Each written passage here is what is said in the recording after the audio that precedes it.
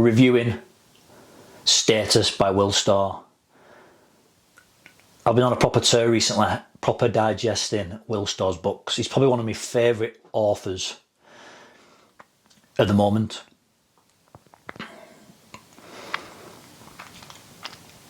Having already reviewed The Science of Storytelling, recently finished Self-Care, which was an amazing book. See the previous review.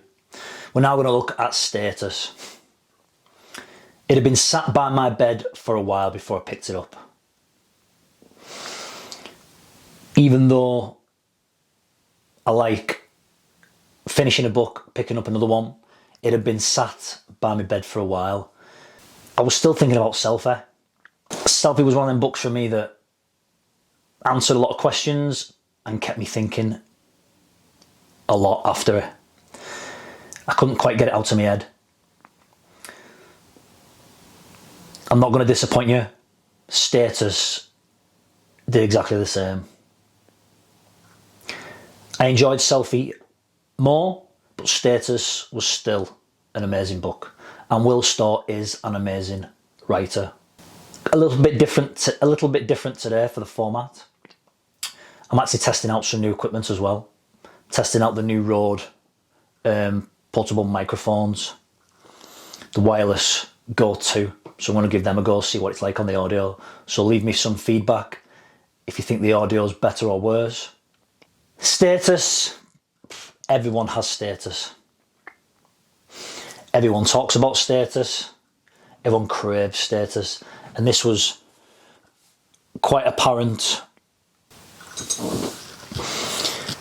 This was quite apparent in the book. All the different kinds of status that people play. And it comes down to games, basically.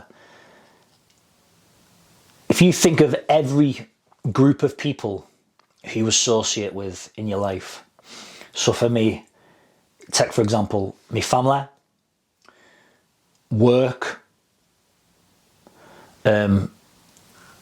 social, so that's training, in the gym, people who you associate in those environments, friends who I still knock about with, my personal friends.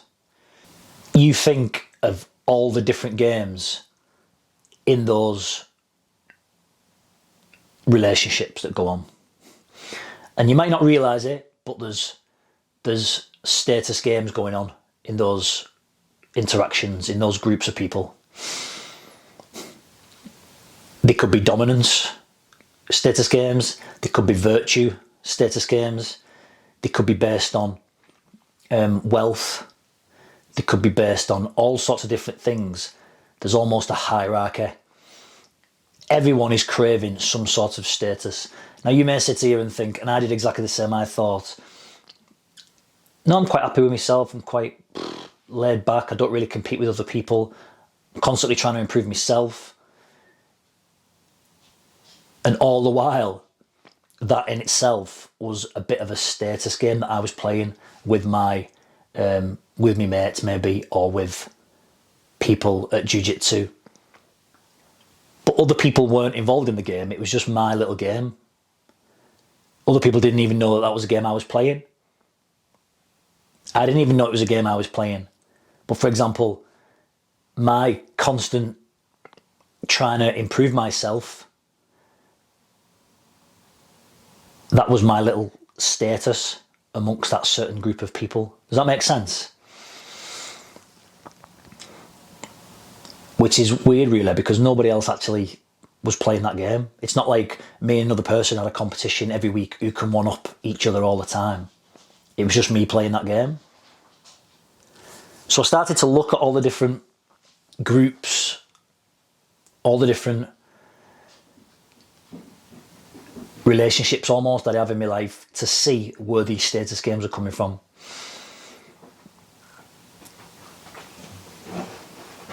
And everything, I mean, reading this book, it's quite clear that, I mean, you can't reduce everything down to status. Sorry, Olga's just walked in. You can't reduce everything down to status, but a lot of motivation for things in life, what we do, our actions, the way we are, is this craving for status. That's what I kind of got from the book.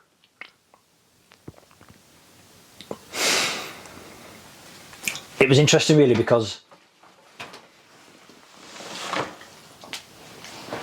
reading the book, and there was constant little moments of aha, little epiphanies here and there, but I'm not going to spoil it for you, but the last couple of pages in the book,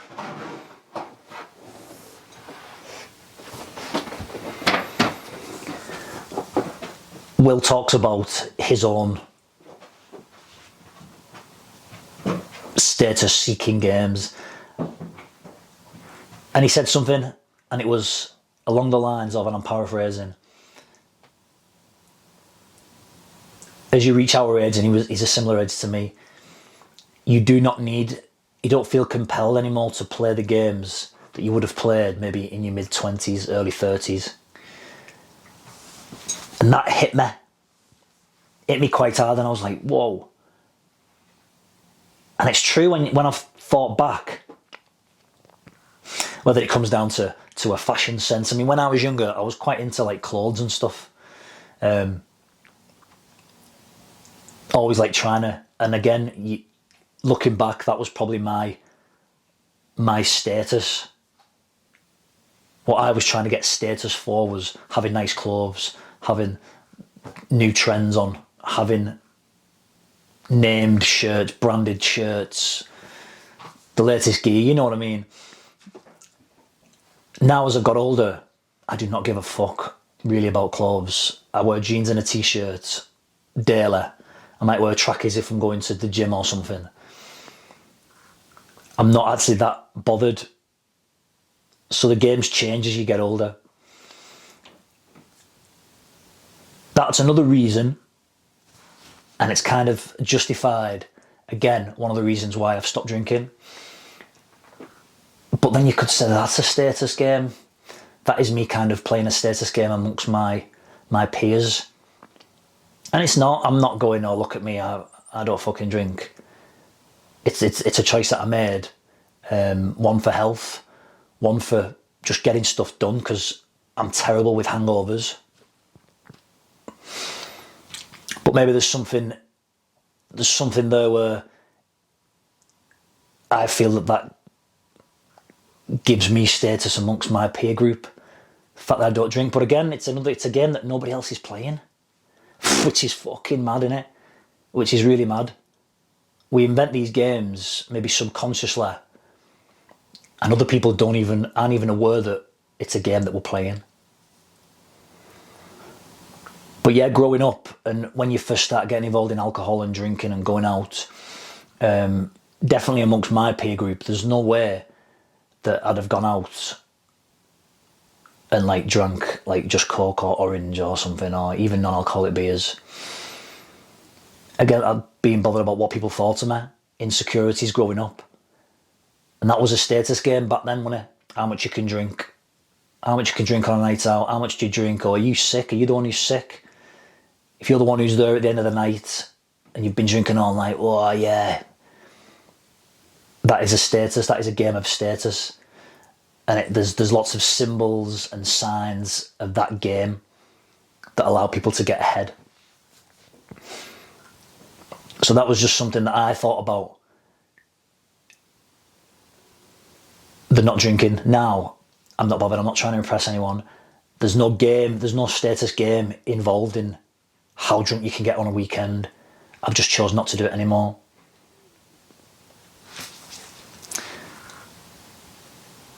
One thing Will Storr talks about in the book is you might not think that you need status.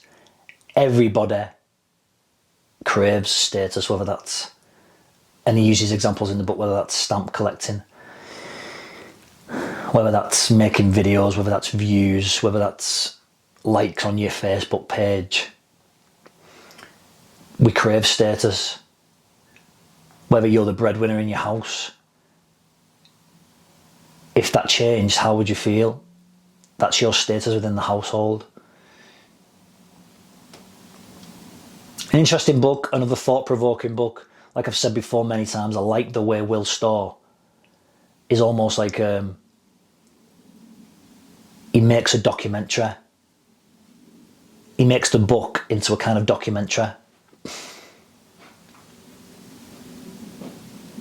does all his research. He tells you about where he's been, like an investigative journalist almost. Fascinating. There's a really good chapter in the book. He explains communism through the lens of this status seeking. And it's a fascinating way of explaining it. I never really understood communism before, really, and the founding like concepts behind it and ideas behind it. Communism is everything is like communal. What's mine belongs to everybody. I don't have real property. The property belongs to everybody. I think I'm getting that right. And then that kind of follows on after that, becomes what we discussed in Selfie with the neoliberalism, where it's all about the individual and the self. The self got brought back, which was interesting hearing and reading about Russia and the issues that they've experienced over the years with communism. So I definitely recommend reading all of Will Storr's books, not just Status, not just Selfie, not just The Science of Storytelling. One thing Dan John said when he was on the podcast was reread great books. Once you find an author that you like, digest everything that they've written. But Status is a fantastic book. Think about where in your life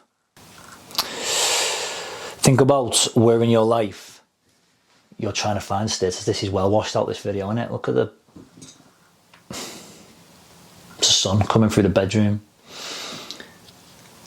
Your need for status. Think about what your need for status is. And if you don't think you are, you're wrong. You are looking for status, but you might not realise what it is. Is it the clothes you wear, the labels you have, the car you drive? Is it the gadgets that you own? Is it you're always the first person to have the latest iPhone? Is it your status, the one you're always in the gym? You're always working out, you're watching what you eat. What is it that you do that gives you status amongst the group that you find yourself in? An interesting idea. Let me know your thoughts, but definitely read this book. And we'll catch you again soon. Take care.